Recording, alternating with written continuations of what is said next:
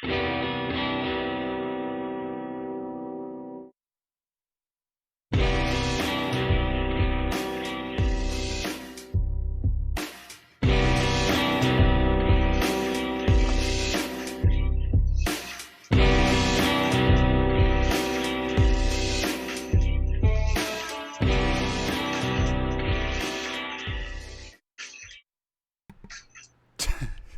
your mic is echoing. John, your mic is echoing. John, can you hear me? Yep, I can hear you. Okay, I can hear myself talking. Do you have your headphones in? I do. Okay, because I can hear myself talking. Must be at your end, I think. On my end? That's not Yeah, possible. because I'm using, noise canceling headset. How it... All right, sorry guys. If you could just give us a second, we're just going to switch back over to Discord. I don't know what's going on with the audio here. Sorry guys, if you could just give us a second, we're just going to switch back over to Discord. I don't know what's going on. Here, let me just play the music for you while we're getting that done, okay? Here, John, just exit Zoom.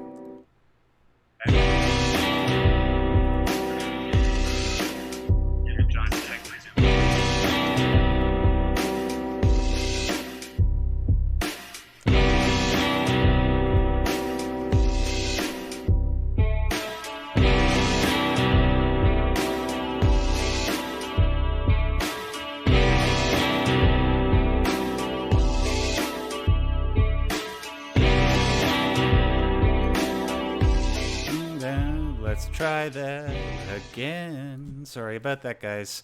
John, are you there? I am. All right. Hallelujah. Praise Jeebus. Hello, everybody. Welcome to another edition of the Differently Wired Show. Sorry about those initial technical difficulties. We were just trying out something different because, we've been having some trouble lately with the Discord audio and how sometimes John or I can sort of come in and out and sound like a robot here and there. We were trying something called Zoom, which in the past tended to have some pretty decent audio quality, but for whatever reason, when we tried it there, I could hear myself coming out on John's end, and you can still slightly hear me doing that a little bit on your end. John, is there any way I can just get you to bring down the volume on your headset a little bit? Is there a way I can... Yeah, not much, just a little bit. All right. Any better? Yeah, I'm pretty sure that's good. I'm pretty sure that's all we needed. Anyways, welcome, guys. I guess I don't really have to do the I can still hear myself a little bit. Anyways, we'll just work with that for the first few minutes of the show. John, just keep bringing your audio down a little bit, please. Anyways. So yeah, I'm Max. That's John. Let's just get all the usual crap out of the way. First of all, Facebook page. There's a... Damn it, I can hear myself talking. Am I just going nuts? Am I becoming a schizophrenic? Yeah, probably. Yeah, probably. I don't know. It's been a long day and I've been very tired. Yeah, God bless all the people that have come in here so far and hit that like button without me having to tell you. I love you all so much. Honestly, I would move mountains for you people if I could. Yeah, I don't know why it's doing that. Anyways, Facebook page, like it. There's a link in the description box below. I know some of you haven't. Go do it anyways. Also, Discord server. John, we're at 470 members right now. Wonderful. Pretty dope. A lot of people have been joining. Let's hit that big 500. That way I can rub it in some people's faces. Anyways, no, I'm just kidding. Not so much, kind of. Anyways, yeah, Discord server, in case you guys don't know much about it. It's a place where if you're a fan of my videos, you can join there, but it's primarily there so that people that are differently wired, whether you have mental health problems or autism related problems, you can go there and seek support from people that are like-minded. One particular feature that we added this past week is recommended to me by certain users on my Discord server like Kick No Shot, Shy Violet, and especially the Diamond Clone, who came in at the end of the show last week and recommended we do that.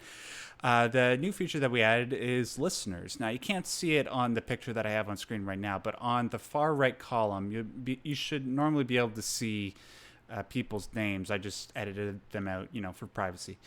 And one of the categories that you'll see on the right side of the Discord window is listeners, and those people will have their names marked in green.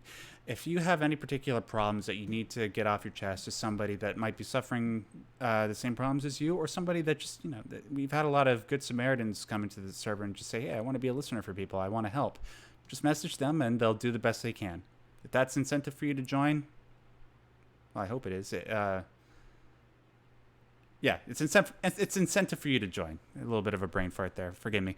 And also, one thing I got to bring up before we move on to the main topic. So, John, as I was going to save it as a surprise, but then you told me you already knew, which is such a parallel to much of my life in general. Is the fact that this past week we went over the 50,000 subscriber mark. And the reason why that is because the YouTube algorithm decided to give me a break for once instead of demonetizing my videos randomly and all that crap. What happened was they picked up on one of my videos on a video game called Silent Hill. And in that video, I was describing the identity of an enigmatic character named Pyramid Head. And as a result, over the past week, it's gotten over 350,000 views just because it's been put in people's recommended feeds. And the product of that was over the last week, we've gotten almost 8,000 subscribers, which is so cool. So thank you to all the people that subscribed. If you're in the chat right now, I'm really appreciative of you. And if you're looking forward to more Silent Hill related videos, be on the lookout over the next week or so, because I'm going to be doing a comparison video between Silent Hill and a 1990 film called Jacob's Ladder, which is a film that heavily inspired that video game series. Great film. Oh, you seen it? Yeah, a great film. Very, very mind-bending. Yeah, it's definitely mind-bending. It's a very visceral, disturbing film to watch. But if you get sort of what's going on behind the scenes during that movie, it's actually quite beautiful. Yeah. What was the? Oh yeah, because I hit 50,000 subscribers, I'm doing a bit of a celebration. And as you can see on screen right now, is the title of a video that I put out a couple days ago. Basically, what I'm doing in celebration of hitting 50,000 subscribers is I'm doing another Q&A. The last one I did is when I hit 20,000 subscribers, so I'm doing another one. So if you guys have any questions that you want to ask me, it could be about anything. Just as long as it's a respectful question, I'd be happy to answer it. I don't think I have a link for it in the live stream right now, but if you look in my recent videos on my channel, it's either the first or second last one that I did. So yeah, that's it. Anyways, with that out of the way, let's move on to our main topic of the day. This one was suggested to us by one of our Discord users who goes by the name Hollobreen. Hollobreen, you the man. Oh, but before we do that, Jeremy Runyon sends in a $5 super chat. Thank you so much for that, dude. I'm kind of distracted by the fact that you have the Cookie Monster avatar. Don't know why that threw me off guard. Maybe it's just an insight into my own twisted psyche. Who knows? I often have the feeling of Imposter Syndrome. That was his message. Why is that? Do you feel like you're Cookie Monster? Except you're not really Cookie Monster? I don't really know how to respond to that. John, do you know what to say about that? Well, I know it seems like everybody feels a little bit less effective than they should be, because the world teaches us to compare ourselves to others. So you're pretending you're smooth and suave and you know how to do stuff or you understand stuff, but deep down you feel, I don't really understand. I don't really measure up. I'm not, what right do I have to live? I'm an imposter. That kind of stuff goes on. It goes on all across the spectrum. It goes on outside everywhere. It goes on with teenage boys that goes to a dance and he's afraid to ask anyone to dance because he's not sure about anything. It's ugly. It's not reasonable. It's not fair. But then again, it doesn't hit that part of the brain devoted to reason. It's a much deeper part of the brain than that.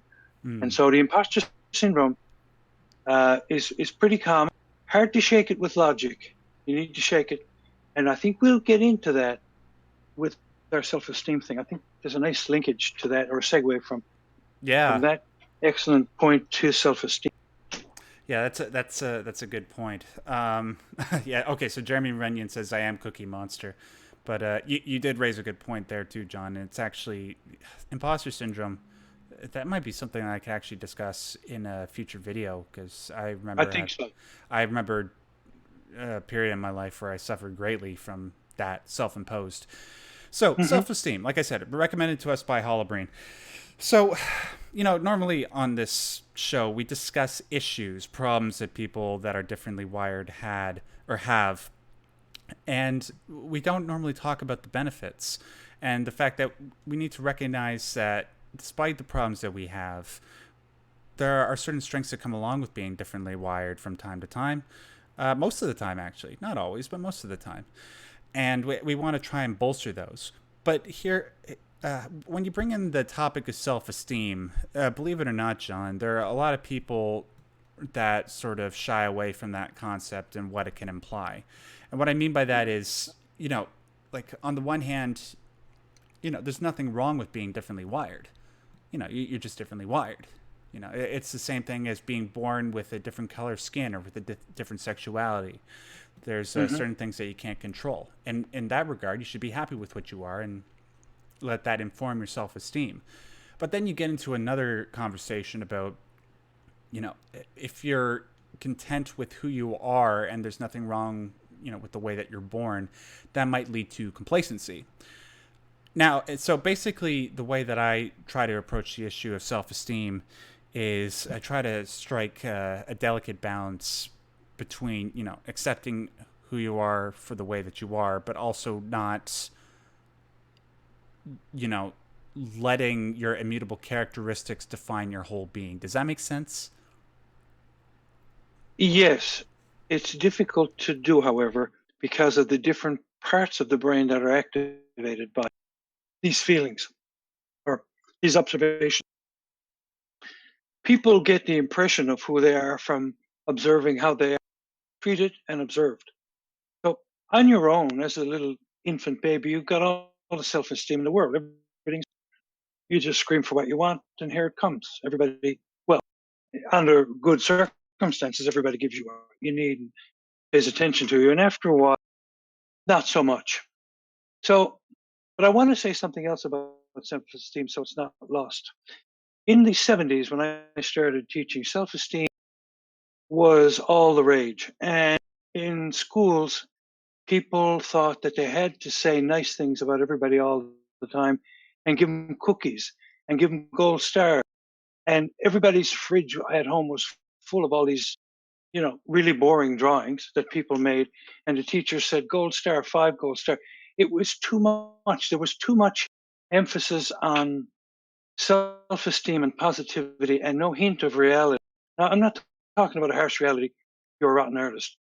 I'm talking about constantly saying everyone's a champion. Everyone's a champion. Everyone's a winner. When you know you're so-called not as good as somebody over there, you know that that's not true. So of course, imposter syndrome comes in, and your self-esteem suffers. In my coaching work, I try to focus on self-efficacy rather than self-esteem. I mean, Mussolini had great self-esteem. Oh, Idi sure. Amin had great self-esteem. Imelda Marcos with her 10,000 shoes, lots of self-esteem. Hitler probably thought he was a great guy. Yeah, I was just about to say. Self, yeah, you know, self-esteem is not necessarily a great thing to have, but a sense of being able to get things done is more reliable. And a self-esteem or an inner sense of self-worth will come when you're doing worthwhile things, not because you own and control the world like you and I are trying to do, but rather that you feel like you set out to do something and you can get it done. So I prefer to focus on self-efficacy, and I think a good sense of self or self-esteem can grow out of the feeling that I can do stuff, I can meet people, I can do my work. I'm bad at this, but I don't care about that. I'm good at that, so I'll focus on what I'm good at. Sorry, I don't mean to rant. No, it's okay. But before I sort of expand upon that, I just want to address the elephant in the room, which is John's audio quality. I apologize, guys. like again, like the problems with Discord are occurring while you're talking, John. It's something we're trying to figure out. Like I said at the beginning of the stream, we were trying to use a different audio source, but there's one thing worse than not being able to understand 10% of what one person is saying. It's when one person is talking over the other person because of audio problems. So I promise we're going to get that figured out very soon. You'll just have to bear with us, unfortunately, for the rest of this episode. Hopefully we can get that set up in the future. Sorry, excuse me, not even for the future, but just for the next episode. But basically what John was just trying to say there is how to strike that balance. So like you said, like there's a certain generation, it's both Generation X as well as my generation, that were growing up with presenting that sort of educational style where basically kids were, you had to find ways to reward them wherever you could. Otherwise, they might feel discouraged, and that might lead to psychological problems, which nobody wants, right? And I was definitely one of those kids. You know, I remember getting my participation trophies. They're probably in a box somewhere downstairs. My mom likes to keep. I don't know why. But anyways, you know, like I try to embrace actual achievements, right? But unfortunately, what that sort of educational program instilled within a large segment of the population is a sort of muted narcissism. You know, because like when I say muted, it's not overt, right? It's just it's the belief that, you know, you're fine the way that you are, and there's no possible ways that you can sort of expand upon what you are right now. You know, I see a lot of people. You know, it's kind of a unfortunate thing being on the internet. I see a lot of people take pride in their immutable characteristics, things as trivial as their race. You know, like if you want to see some truly terrible people, I only came across these people because when I was in university, I was studying the Third Reich in a class, and what my essay topic was Holocaust denial. So I had to go amongst and research white nationalists, and a lot of them take pride, you know, in the fact that they're white, and they believe that white people built Western civilization, and because white people, the people that are often cited as the forefathers and founding fathers of Western civilization, because they're white, that they can take their achievements and attribute that to themselves. Well, now when it comes to being on the spectrum, obviously it's nowhere near as intense and salacious as that, but you can sort of see a pattern. So, for example, if you tell somebody that's on the spectrum or has mental health problems that, you know, there's nothing wrong with the way that they are, that's true in a certain sense. It's true in the sense that, hey, there's nothing that you can change about this particular thing. I mean, you can work with it, but you can't get rid of it. But just because that's the case, it doesn't mean that you don't deserve the same respect as everybody else does. And in that sense, you should have a certain level of self-esteem. But there's a temptation for people that are on the spectrum or have mental health problems to sort of use that as a crutch, right? That's sort of the main criticism that people leave on my autism-related videos. It's that, oh, you don't really have this. You're just using that so you don't have to, you know, become a better person or deal with the realities of the world. And the unfortunate thing about that is because, you know, they cite people that do exist, but they cite the minority of people that do that and attribute that to people like me that are genuinely trying to work within the confines of their condition, right? So the people that might be using ASD as an excuse to not advance, that's an example of, you know, people just trying to find self-esteem in the way that they are. So it's like, well, you know, people with ASD, they have a hard time socializing, right? So that means I don't have to try and socialize. That means I don't have to be around other people. Well, no, like, I mean, like, you should be trying to find ways where you can improve. Even if it's more difficult, you can't allow that to make you become sedentary, right? So again, you have to strike that appropriate balance. The one thing that I would recommend to people that are having self-esteem issues is to focus on and feel good about the person that they can become instead of the person that they are right now. Because one thing that people that are on the spectrum or have mental health problems can take pride in is that among those communities, a lot of those people tend to have above average intelligence. And this is just one example that I can think of just to illustrate my point. Now, just because you have above average intelligence, that doesn't make you that doesn't mean the story's over for you. You got to continue. You got to build your knowledge. You got to be able to increase your knowledge base so you can use it for the good of mankind. To quote Dr. Octopus from Spider-Man 2. But you understand what I mean, John? Mm-hmm. So, that seems like the appropriate balance, right? I'm sorry, I did talk there for a while. I'm just making sure that everything I said makes sense. Yeah, no, it's fine. I noticed in the chat room, Violet saying connecting self-esteem with depression. Yeah, that's a powerful connection. Yeah. If your self-esteem is low, then you're certainly susceptible to feeling badly about yourself because they're almost the same thing. Yeah, and if you are feeling depressed and that is contributing to your self-esteem issues, you have to be introspective about what is aiding that depression.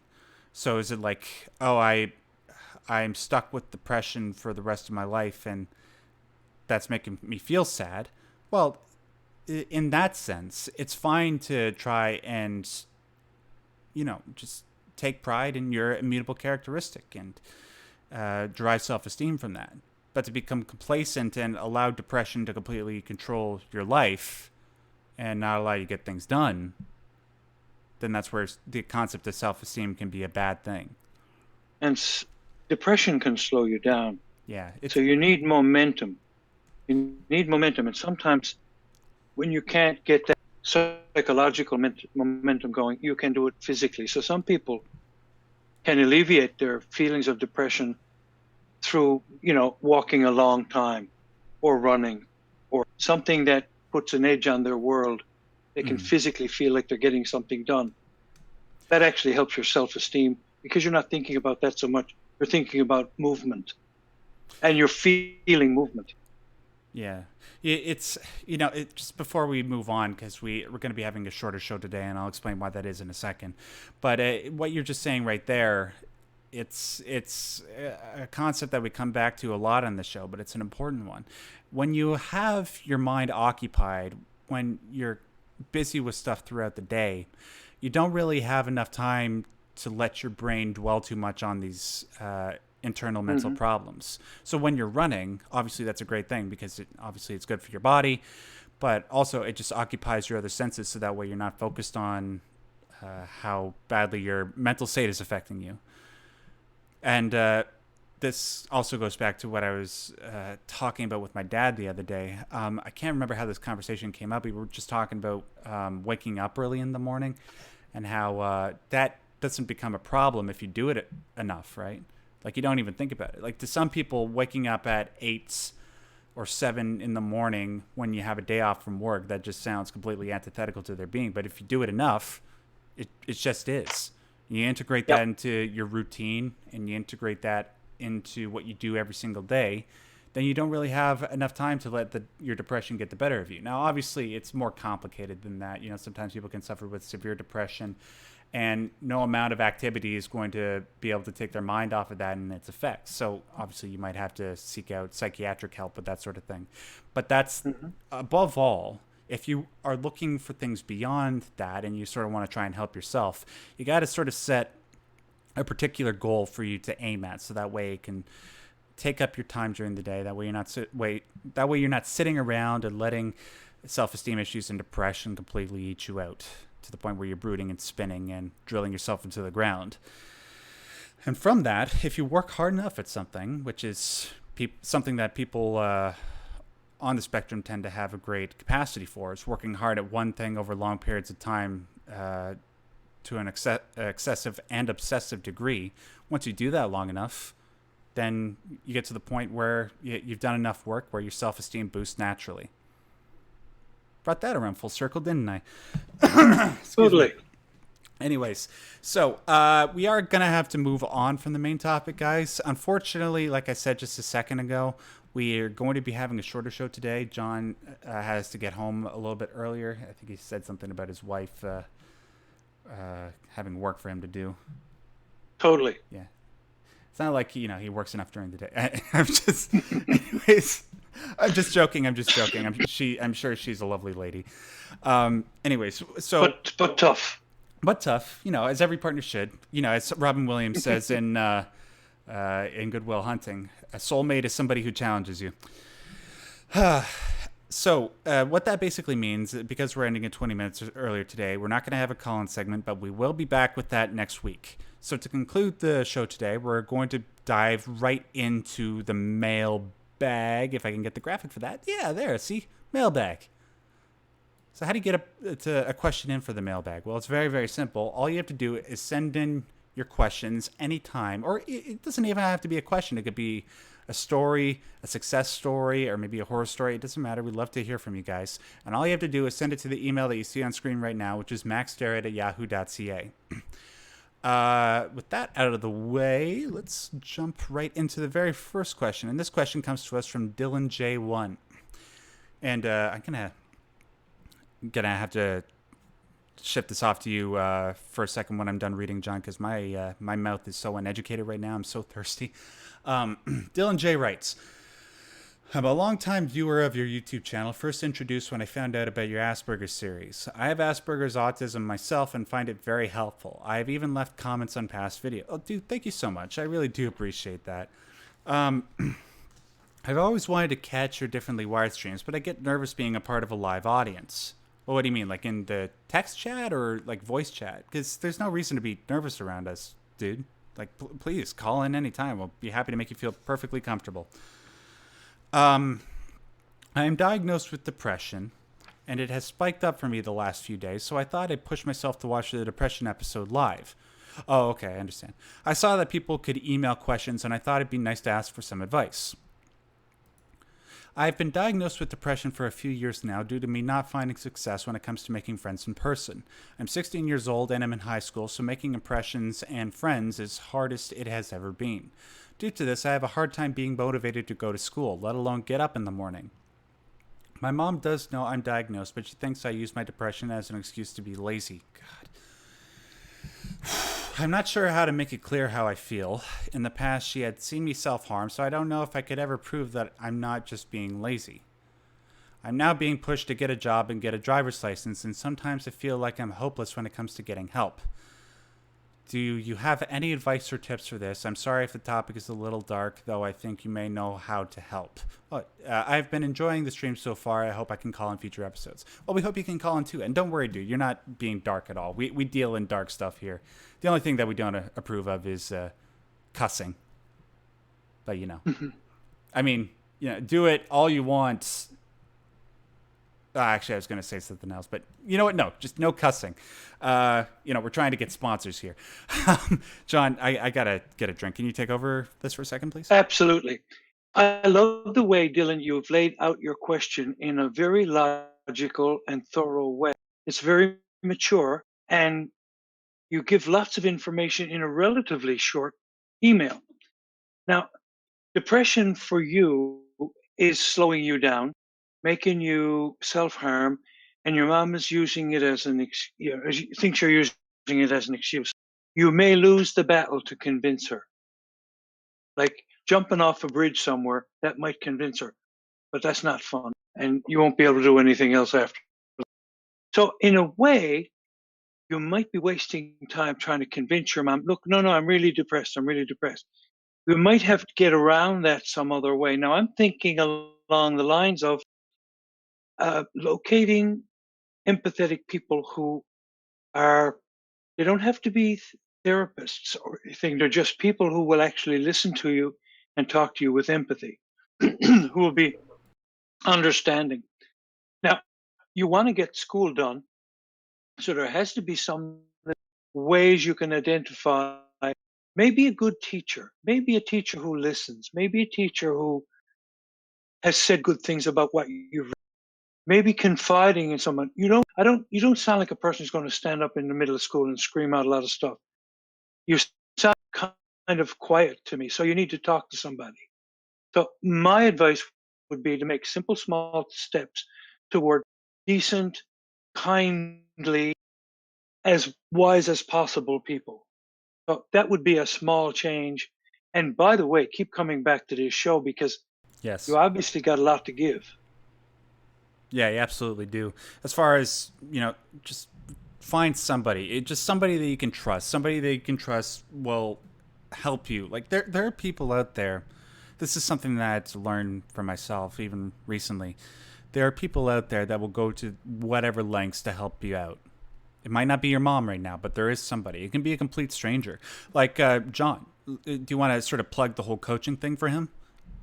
Well, of course, you can go to the ADHD Coaches Organization and look up a directory of coaches. You'll see people that are in your area.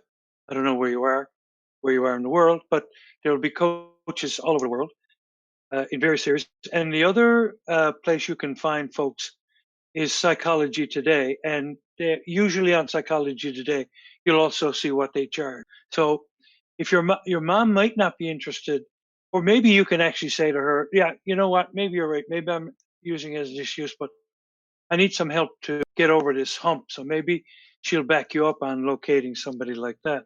Mm. Yeah. If money is a real challenge, then you can go back to locating a kindly teacher. There's also the possibility, I'm thinking of meetup groups that Mm. might be interested in things you're interested in. And you might go to a meetup group about Dalmatians with no spots. That happens to be a passion of yours. And Oh, you I may love not those talk about your guys. problems at all, but that group allows you to talk about that interest. There's 6 of you that you meet at a coffee shop, and there you can talk about that one thing. And so that'll sort of move you away from the down state. Yes, and just a couple other things on top of that, that just sort of in line with what John is saying. Obviously, like at the beginning of the show, you can always join our Discord server. There are people that are ready to listen to whatever you have to say. Also, there are these things, these phone numbers that you can find all over the world. I'm assuming you're probably in America, but even if that's not the case, there are these phone numbers that you can call. Where you can talk to a person at a place called a distress center. And it's not a suicide hotline or anything like that. It's just somebody they can go and talk to. And if you need help with something, a lot of them are trained to forward you customized options in regards to what you are specifically needing. Like I have one here in Ontario. Well, I can't even if I said it out loud, you probably don't live in Ontario. But if you just look up on Google, just do a general Google search for something called distress centers in my area or distress center phone numbers, you can talk to somebody and they'll do exactly the same sort of thing that John is suggesting.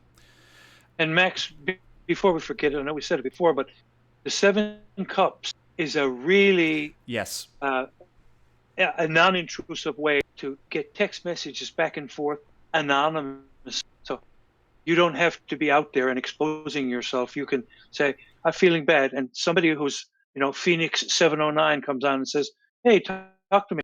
Talk to me. What's happening, dude?" Yeah. So Just 7 cups is really good for that. yeah, 7cups.com is really good. Just don't talk to Phoenix 709. I heard he's a jerk. Let's move on to the next. Yeah. No, it's not 709, it's 789. That's the Oh,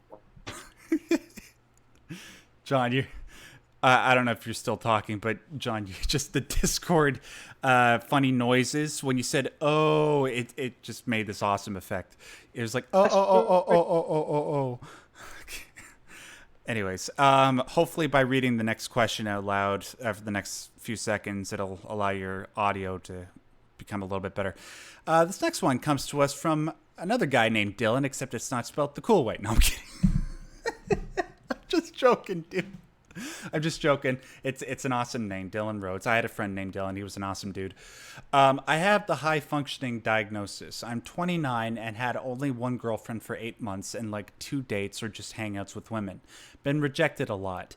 Probably looks and my social status that hinders my ability to find attractive partner. Gotten no help from therapists. I've tried at least a dozen different ones with different therapeutic approaches, and no dent was made in my obstacle. After enough rejection, I am secretly misogynistic, which now doubles the difficulty of trying anymore. I'm tired of life and existing. What do I do? How do I relieve the unbearable pain? Don't refer to therapists because none of these con artists help me. Well, thank you very much for sending that in, Dylan. Let me just recommend you a bunch of therapists that I have written down here. No, I'm just kidding. You're evil. I'm sorry. I'm feeling particularly evil today. It's probably because I've just been busy all day. Now, Dylan, let's get serious here. So, the problem of relationships, it's endemic to people that are differently wired, especially those on the spectrum. So I'm going to offer you some advice. The best advice that has worked for me, okay? One thing you sort of have to realize is that you don't hate women. I mean, like, you might say that you do and truly believe that you do, but what I really tend to see among people that have the same problems that you do is that they don't really hate women, they just hate the game. And the game is constructed amongst neurotypicals, and the game already for neurotypicals is constructed in women's favor.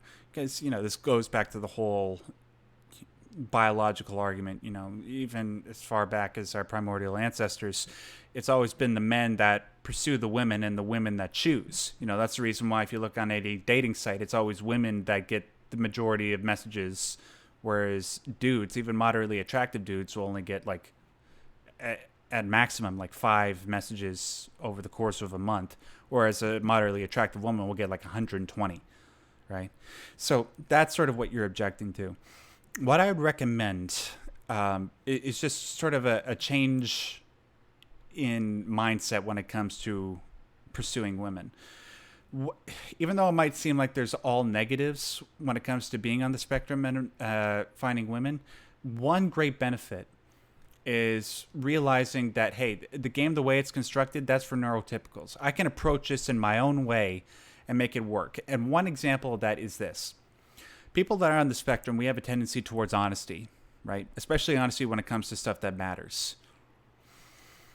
What I'd recommend when it comes to meeting women is putting that forward. By telling women that you want to sort of skip past all that, social convention when it comes to dating, and that you just want to be able to have something real, that's quite attractive. Now, obviously, that not all women are going to respond to that. But when I've done it in the past, even when it's not even just with women, it could be with friends. When I put that forward, those are the people that I'm still friends with to this day. Because they realize that what you're trying to aim for is something that's a lot deeper than something that's purely superficial. You don't want to date. At least I see this a lot among people that are on the spectrum. You don't want to date somebody just for the fun of it. You want to date them because you want it to be meaningful. And there are people out there that are looking for that. And there are people that will do whatever they can to hang on to something like that because they've had so many bad experiences when it comes to the dating scene. Now I'm afraid that I'm rambling. John, did what I say make sense?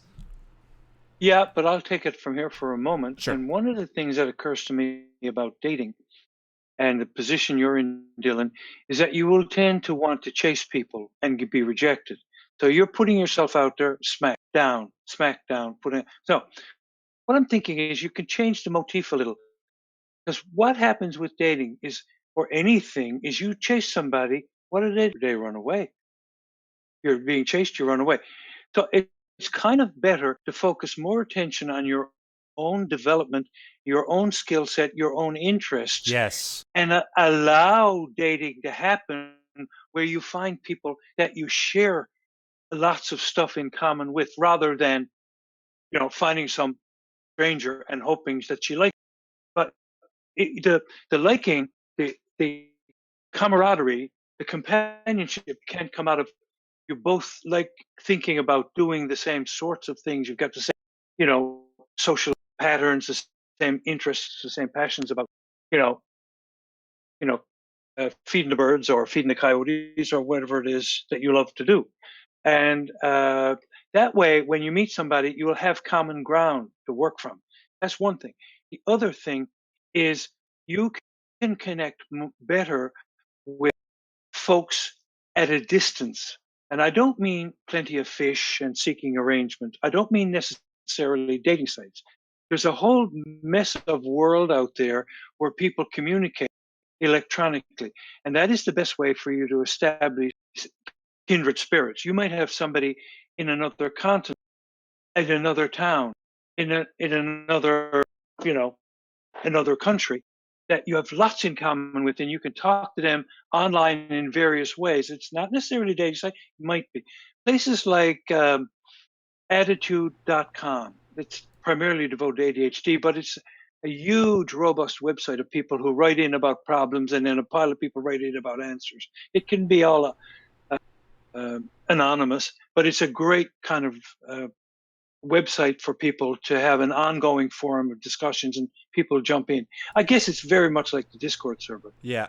Just very quickly, I get the feeling that attitude isn't spelled the normal way. How do you spell that website? Just Oh, you're correct. It's got two D's. Attitude.com. yeah. ADD. I picked up on that without like. That's a natural, right? Yeah. I'm just brilliant. Anyways, I know. Tremendous. I know. Blows me away. I don't.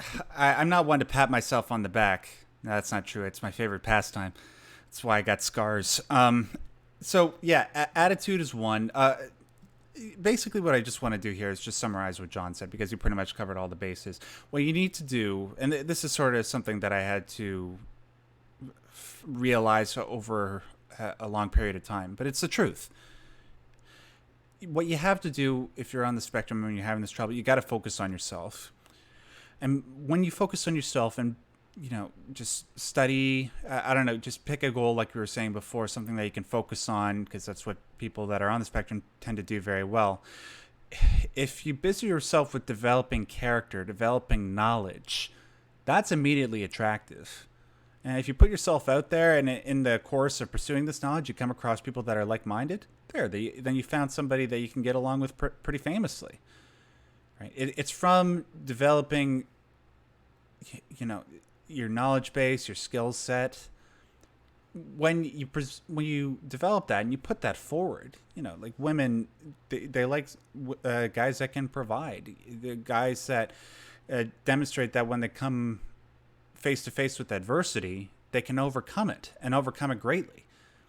And as we know, with a lot of people that are on the spectrum, they tend to set standards in their fields of expertise. You seem like a smart guy, Dylan.